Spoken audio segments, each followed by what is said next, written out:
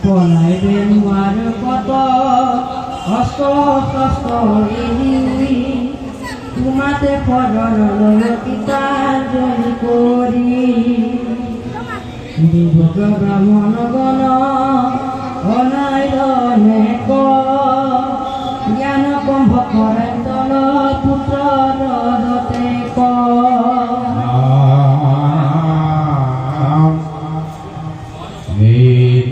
নমৰা তুমি ধৰ্ম পথ চাই যাবে যুদ্ধ নেদেখি দেৱৰয়া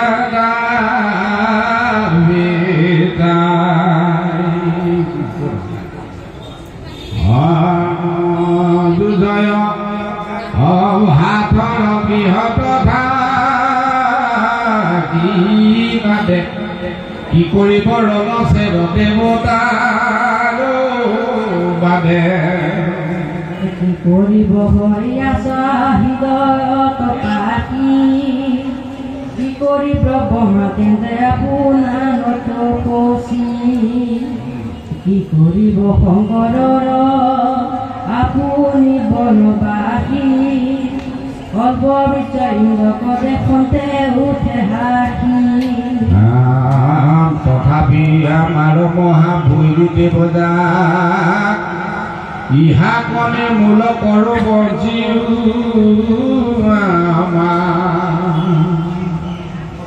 প্ৰথম বাধিত দেনে দিয়া বুদ্ধি পাছে পীড়া কৰতে হৰয় বুদ্ধি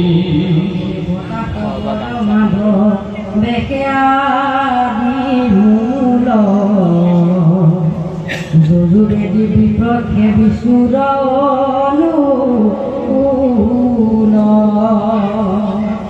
এহে নজানি তপকি দিশিব সবে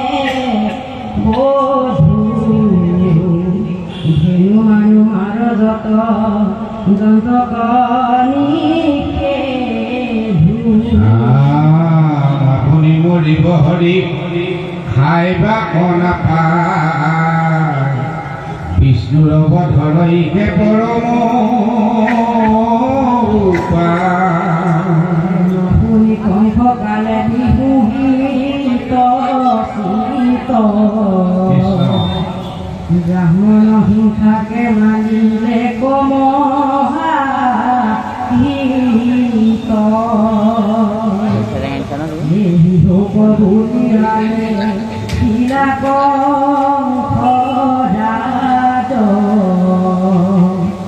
বৃহৎ পখিলা পাছে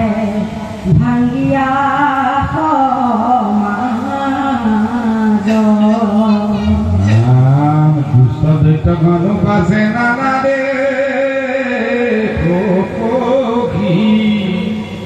মারিবে লাগিলা গুরু ব্রাহ্মণ তৈলিককে আক্রমিলা শরণর গতি এত জুপাদরকে গঙ্গা ভৈরা উৎপত্তি সেইটো যেটা দীঘল কৰিবকে পৰা নাই এইটো লগত টানি দিয়া কাৰণে বুজি পালে নাই এইখিনিতে ভাঙি এইডোখৰ পৰা দীঘল কৰিব তলুককে আক্ৰমিলা শৰণৰ গতি তজু পাদু ডকে গংগা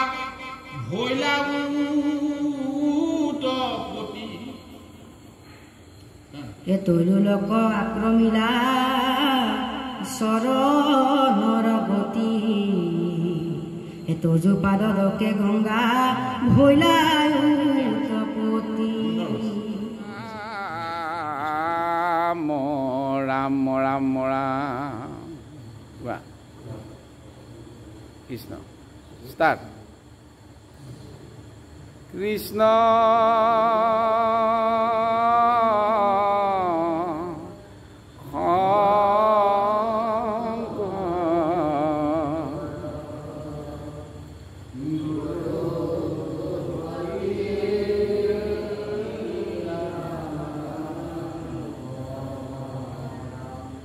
কৃষ্ণ গুরু শঙ্কৰ হৰি ৰাম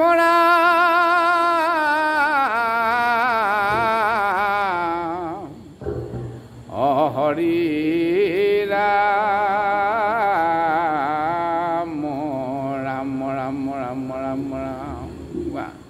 শ্ৰীমন্ত শংকৰ হৰিভকতৰ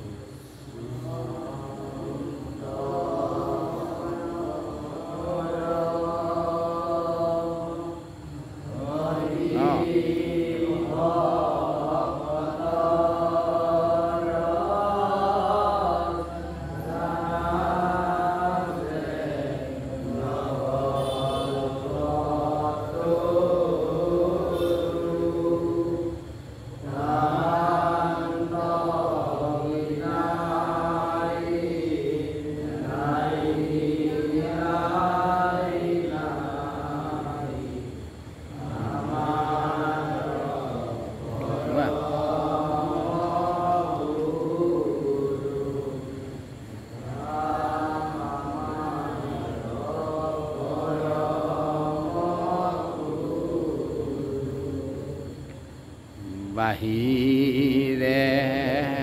ভিতৰে তুমি হৰি গুৰু আছা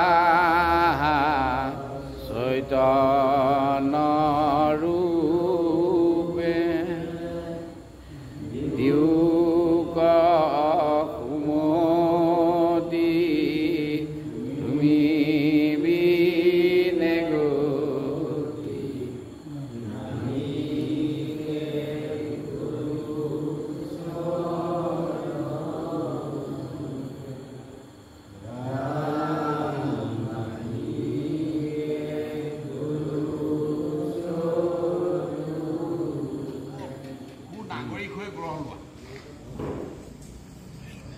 যদি তোমালোকক আমি গ্ৰহ দিব নোৱাৰোঁ তেতিয়াহ'লে নামঘৰত অনুষ্ঠান কৰি সকাম পাতি পকা মিঠৈ খাই বৰসভা পাতি আমাৰ জীৱন সফল নহ'ব কথা বুজি পাইছা সেইকাৰণে তোমালোকক যি আমি আজি অলপ দিনৰ ব্যাখ্যা কৰি থকা হৈছে ভাওনা হৈছিলে টনা হৈছে তোমালোকে যেনেদৰে স্কুললৈ গৈছা শিক্ষা লৈছা শিক্ষাত মনোনিৱেশ কৰিবা তেনেদৰে আমি যি আধ্যাত্মিক অনুষ্ঠানবোৰ আয়োজন কৰি আছোঁ তাত অংশগ্ৰহণ কৰি শিশু কালৰ পৰাই তোমালোকে যাতে ভগৱন্তই দিয়া আধ্যাত্মিক জ্ঞানবিলাক লোৱা যদি এই জ্ঞানবিলাকে পৰিপুষ্ট নোহোৱা পিছত তোমালোকে একোজন যদি আধ্যাত্মিকত নাথাকা তোমালোকৰ কেৱল ডৰ নাথাকিব ভয় নাথাকিব ভগৱানৰ প্ৰতি ভক্তি নাথাকিব প্লাছ পিতৃ মাতৃৰ প্ৰতি দায়িত্ব নাথাকিব সংসাৰৰ প্ৰতি কি দায়িত্ব তোমালোকে বুজি নাপাবা কেৱল পঢ়াটোলৈ গৈ থাকিবা পঢ়ি ডাঙৰ এদিন একোজন গ্ৰেজুৱেশ্যন ল'বা ভাল চাকৰি কৰিবা কৰি মেলি গাঁওখনৰ পৰা আঁতৰি গৈ তোমালোকে কি কৰিবাগৈ অফিচাৰ একোটা হৈ পিতৃ মাতৃক পাহৰি যাবা গাঁওখনৰ নিজৰ জাতিৰ প্ৰতি ধৰ্মবিলাক পাহৰি যাবা পাহৰি গৈ কি হ'ব দেউতা মাতৃ তাৰপিছত অনাথ আশ্ৰম বৃদ্ধ আশ্ৰমত থাকিবগৈ লাগিব কোনোবা এটা যদি ভাল সংগ শিক্ষা দীক্ষা ল'লা ভালেই যদি ল'ব নোৱাৰি কেনেবাকৈ যদি আজিৰ যুগৰ প্ৰবলত যি বেয়া দিশত যুৱকসকল গৈ আছে তাত যদি বেয়া পথলৈ গুচি যোৱা কেতিয়াবা ড্ৰাগছ এনি থবা ড্ৰাগছৰ কবলত পৰি কত যুৱকৰ মাক বাপেকে আজিকালি ৰিহেব চেণ্টাৰত থ'বলৈ ধৰিছে হয়নে কিছুসকলে সৰু সুৰা কালতে চোৰৰ ধান্দাত যাব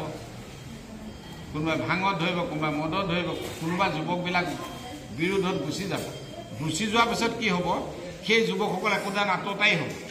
হোৱাৰ পাছত আমি কান্দি পেলাই যে মোৰ ল'ৰা ছোৱালীটো গৰ্ভৱতী দিন বন্ধ বেয়া আছে চাই থৈছোঁ ভাল কৰিব নোৱাৰে সংস্কাৰেহে ভাল কৰে ভগৱন্তই লিখি থৈছে বুজিছানে একোখন মানে মাত্ৰ কেৱল সাধুৰ সংগ হৈ নাও ভৱতৰিবা সেইকাৰণে এই সৎসংগ সৎ জেগালৈ তোমালোকক আমি লৈ আহিবলৈ প্ৰচেষ্টা কৰিছোঁ যদি আমি এই প্ৰচেষ্টা নকৰোঁ তোমালোকে পঢ়া শুনাৰ লগত খেলা ধেমালিৰ লগতে তোমালোক শিশুমতী মানুহ এজোপা গছ বেকা হৈ গুচি গ'লে কেনেবাকৈ তোমালোকক শুনাব নোৱাৰে তাৰপিছত তোমালোকে গৈ কেতিয়াবা থানাত ফচি থাকিবা কেতিয়াবা হস্পিটেলত ফচি থাকিবা তেতিয়া মা দেউতাই দুখ পাব মোৰ ল'ৰাটো চৰিত্ৰ স্খলন হৈছে মই কি অপৰাধ কৰিলোঁ আচলতে আমাৰ মাক দেউতাকৰ একোটা দায়িত্ব থাকে যে শিশু কালৰ পৰাই আমি যুৱক বা কেঁচুৱাসকলক আধ্যাত্মিক দিশৰ আধ্যাত্মিক জ্ঞানখিনি দিব আজি আমি এই আসনখনত বহি আছোঁ যদিও মোৰ ককাৰ ইয়াত অৱদান আছে তেওঁৰ পৰা আমি সেইখিনি লৈছিলোঁ আমাৰ ইয়াত জ্যেষ্ঠ কেইজন বহি আছে সকলো নিজৰ পিতৃ মাতৃৰ পৰা এই আদৰ্শ লোৱাৰ কাৰণে আমি আধ্যাত্মিক অনুষ্ঠানত অংশগ্ৰহণ কৰি তোমালোকক গঢ় দিবলৈ চেষ্টা কৰিছোঁ গতিকে বিনম্ৰ অনুৰোধ জনাইছোঁ আমাৰ যি সংবিধান ৰেগুলেশ্যন তোমালোকে লোৱা ভাওনা বচনৰ লগতে গুৰু চৰ্চন কৰা সেইদিনা দুজনমান বালকে আমাৰ ভাগৱত পঢ়িবলৈ গৈছে এইটো তাত সুলক্ষণ বহুসকল যুৱক আমি গঢ় দিলোঁ তেওঁলোকে আজি সমাজ চলাব পৰা হ'ল সেইধৰণে তোমালোককো আমি আচলতে ভাওনা যোগেদি আধ্যাত্মিকলৈ টানি আনিবলৈ বিচাৰিছোঁ গতিকে বেয়া সংগ বেয়া চাহ চিগাৰেট মদ জোৱা কাৰোবাৰ ঘৰ মন্দিৰৰ পৰা বস্তু এটা উঠাই লৈ অহা হয়নে বাৰু ক'ৰবাত পূজা চাবলৈ গ'লে ক'ব পৰা দোকান এখন বা বস্তু এটা থাপ মাৰি মনে মনে লুকুৱাই অনা এই বেয়া স্বভাৱবিলাকে এদিন গৈ এটা বেয়া মানুহ কৰি দিয়ে সেইকাৰণে পিতৃ মাতৃ অভিভাৱকসকল আছে আপোনালোককো আমি কওঁ যাতে ল'ৰা ছোৱালীবিলাকক অকণমান ভাগ স্তুতি প্ৰাৰ্থনা কৰিবলৈ দিব আমাৰ ইয়াত নামঘৰত যিখিনি শিকাম সেইবিলাক আদৰ্শ ল'বা কোনোবাই ভাগৱত পঢ়িব কোনোবাই নেগেৰা বজাব কোনোবাই খোল বজাব তাৰ লগতে খুব ধুনীয়াকৈ পঢ়িব পঢ়ি গ্ৰেজুৱেশ্যন ল'ব ভাল একোটা চাকৰি ল'ব বা ব্যৱসায় কৰিব কৰিও যাতে এই ভগৱন্তৰ প্ৰতি থকা দায়িত্ব দেশৰ প্ৰতি থকা জাতিৰ প্ৰতি থকা দায়িত্ব পিতৃ মাতৃৰ প্ৰতি থকা দায়িত্ববিলাক পাহৰি নাযায় বহুত ল'ৰা ছোৱালীয়ে সংসাৰ কৰি মাক বাপেকক চাবলৈ সময় নাপায় সেইবিলাকে এটা আদৰ্শ হ'ব তেতিয়া আমাৰ সমাজখন অধঃপতন হ'ব আমাৰ চকুৰ আগতে আমাৰ ল'ৰা ছোৱালীবোৰ বেয়া হৈ যাব তাৰ বাবে জগৰীয়া আমি নিজেই হ'ম অভিভাৱকসকলেও এইটো এটা বিনম্ৰ মই অনুৰোধ জনালোঁ সকলোৱে যাতে নিজৰ সতি সন্তানবিলাকক আঙুলি ধৰি আগবঢ়াই লৈ যায় মই আজি সময় কম ইমানতে ক'লোঁ তাৰ পৰৱৰ্তী সময়ত তোমালোকক যি ভাগৱত প্ৰশিক্ষণ দিম মাজে মাজে আহি প্ৰশিক্ষণ ল'বা ভাওনা ভাগত শেষ হৈ নাযায় দেই আজি কাৰণে ইমানতে ৰাখিলোঁ তোমালোকে একনিষ্ঠ হিচাপে ভাওনা ভাগি সুচাৰুৰূপে পৰিচালনা দিব এই যুৱকজন কোন হয় ক'লে তুমি পাঞ্জাৱী ল'ৰা তুমি ভাগৱত ধৰ্মত আহিবলৈ মন গৈছা আত্মা ভাওনা বচন তুমি নিজে লৈছানে কোনোবা দিছে নিজে লৈছা তোমাৰ ইয়াৰ প্ৰতি ভক্তি ভাৱ আহিছে ভগৱানৰ প্ৰতি এই সমাজৰ প্ৰতি বচন গাব পাৰিছা নাই এইটো এটা আমাৰ প্লাছ পইণ্ট আমাৰ যুৱকসকল যে তোমালোকক দেখি আদৰ্শ দেখি তেওঁ এটা কোনো পঞ্জাৱৰ পৰা যদি আহি অসমত নিবাস কৰিছে তেওঁ অসমীয়া হিচাপে দক্ষতি হৈ আমাৰ সংস্কৃতি লৈছে যেনেদৰে আমাৰ ৰবি সিং আমি তেওঁলোকক গৌৰৱ কৰিব লাগে তেওঁ গুৰু ধৰ্মত আজি শৰণাগত হৈ আকৰ্ষণ লৈ আমাৰ তোমালোকৰ আদৰ্শলৈ এটা অনুষ্ঠান কৰিবলৈ আগবাঢ়িছে আমাৰ আচলতে উদ্দেশ্য তেনেকৈ হ'ল আমি 10জনক কেনেকৈ আৰু আগবঢ়াই আনি সমাজখন মজবুত কৰি এটা বৃহত্তম অসমীয়া জাতি হিচাপে সমাজত প্ৰতিষ্ঠিত কৰিব দেই কৃষ্ণ